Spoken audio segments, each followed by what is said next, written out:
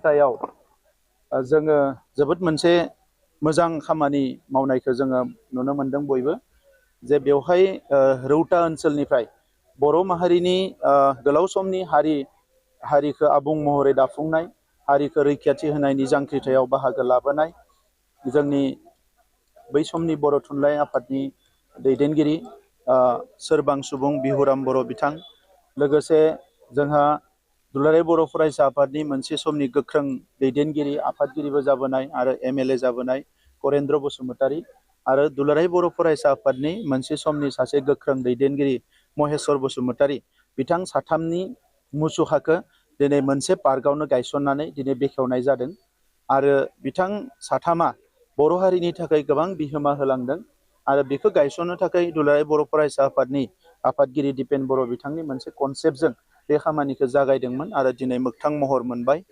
आङो मिजिंथिदों जे थांनाय 40-50 बोसोराव बर' हारिनि थांनाय थैनायखौ लानानै जेसेबां संग्राम जाबोदों बेखौ लानानै जाय बिथांमोना बिहोमा होनाय साफ्रोमबो जोंनि दैदेनगिरिखौ जों फोथांनानै लाखिनांगोन बिथांमोनखौ जों अराय सम मान होनांगोन आरो बिनिनो मोनसे हाबाफारि दिनै जों मावफुंनो हानानै गोजोननाय मोनदों। आङो बेवहाय जोंहा थुनलाइ आफादनि दुलाराय बर' फरायसा आफादनि माहारि आफादनि दैदेनगिरि बिथांमोन दङ आं बिथांमोनखौ खावलायदों जे बिथां साथामनिबो जिउ खौरांनि मोनसे आबुं जारिमिन लिरनानै बरननांगौ फैबाय थानाय समाव होमब्लासो गोदान जोलैया मिथिनो हागोन जे बिथांमोना बोरैहाय सेक्रिफाइस खालामदोंमोन गावनि न' बांफोरखौ गारनानैब्लाबो फेमिलिखौ दसे सम दोनथ'नानैबाबो हारिनि थाखाय जेरैबायदि मावदोंमोन भलेन्टारिलि बेसेबां माने हार्ड मोनसे सिचुवेसनाव बिथांमोना मावलांदोंमोन बे बाथ्राफोरा हारिनि गोदान जोलैनि थुलुंगा जानानै थागोन। दा नंखायनो बिथांमोननि आबुं जारिमिन लिरनायनि थाखाय दिनै बिथांमोनखौ खावलायदों। लोगोसे नैबे पार्कआ दिनैनि उनाव बियो नर्मेल मोनसे पार्क जानानै थायाखै बियो मोनसे पावार हाउस जानानै थाबाय। बिनिफ्रायनो जोंनि सर्स अफ इन्सपिरेसन बे लामाजों जाय थाङो बियो बेवहाय हाबनो लुबैगोन बिबार बावनो लुबैगोन। दा नंखायनो बियो 12 मासे खुला थानाय आरो बेबायदि बेबस्था थानायनि थाखाय आरोबाव 1 कौटि रां होनानै पार्कनि गुबुन गुबुन खामानिखौ डेभेलप खालामनो थाखाय जोङो थांखि लादों आरो नैबे बोसोरावनो आङो बे पार्कनि थाखाय आरोबाव 1 कौटि थाखा सेंसन होगोन जेरावनोखि जोंनि साथाम हिर'खौ जाहाथे अराय सम रायजो राजाफ्रा लुबैबानो 12 मासे फैनानै बिबार बावनो हायो आरो बिथांमोननि साफ्रोमनिबो उनथिंजाय मोनसे बिथांमोननि गुसुङै जिउ खौरां बेवहाय लिरनाय थागोन जेरावनोखि रायजोफ्रा बिथांमोनखौ फरायनानै गोदान जोलैफ्रा मिथिनो हागोन।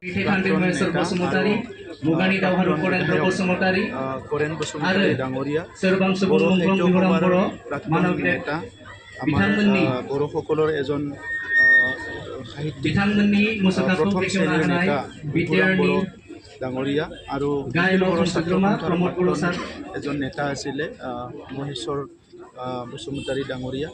এই তিনিজনৰে আজি ইয়াতে প্ৰতিমূৰ্তি মুকলি কৰা হৈছে। ৰৌতাৰ পৰা তেখেতসকলে দীঘলীয়া বড়ো সংগ্ৰামত বহুত অৱদান দিছিলে। বড়ো জনগোষ্ঠী প্ৰতিষ্ঠাৰ সংগ্ৰামত তেখেতসকলৰ অৱদান অতুলনীয় আৰু আজি তেখেতসকলক আমি শ্ৰদ্ধাঞ্জলি দিয়াৰ লগতে তেখেতসকলৰ পৰিয়ালবৰ্গ নিখিল বড়ো ছাত্ৰ সন্থাৰ সভাপতি দীপেন বড়ো ডাঙৰীয়াৰ নেতৃত্বত আৰু স্থানীয় ৰাইজৰ নেতৃত্বত তেখেতসকলৰ প্ৰতিমূৰ্তি আমি মুকলি কৰাৰ লগতে শ্ৰদ্ধা জনোৱা হৈছে। আৰু এই পাৰ্কটো বহুতখিনি কাম কৰিব লগা আছে গতিকে এই পাৰ্কটোৱে এটা এনাৰ্জিৰ এটা পাৰ্ক আৰু এই পাৰ্কটোৱে এটা ইনস্পিৰেশ্যনৰ এটা পাৰ্ক। অনাগত দিনত আমাৰ সকলো জাতি জনগোষ্ঠীয়ে নিজৰ জনগোষ্ঠী প্ৰতিষ্ঠা কৰা নিজৰ জনগোষ্ঠীৰ ভাষা সংস্কৃতি ৰক্ষণাবেক্ষণ দিয়া এই গোটেই কামবিলাকৰ কথা এইবিলাক অৱদান বা এইবিলাক যিটো কণ্ট্ৰিবিউশ্যন বা নেতৃত্বৰ কথাটো এই পাৰ্কত আহিলে চবেই বুজি পাব। তো সেইকাৰণে তিনিজন নেতাৰে এটা কমপ্লিট এটা হিষ্ট্ৰী তেখেতসকলৰ বুৰঞ্জী লিখাৰ কাৰণে তেখেতসকলৰ জীৱনী লিখাৰ কাৰণে ইতিমধ্যে মই অনুৰোধ কৰিছোঁ আৰু এই পাৰ্কটো আৰু বেছি ডেভেলপ কৰাৰ কাৰণে 1 কোটি টকা ঘোষণা কৰা হৈছে।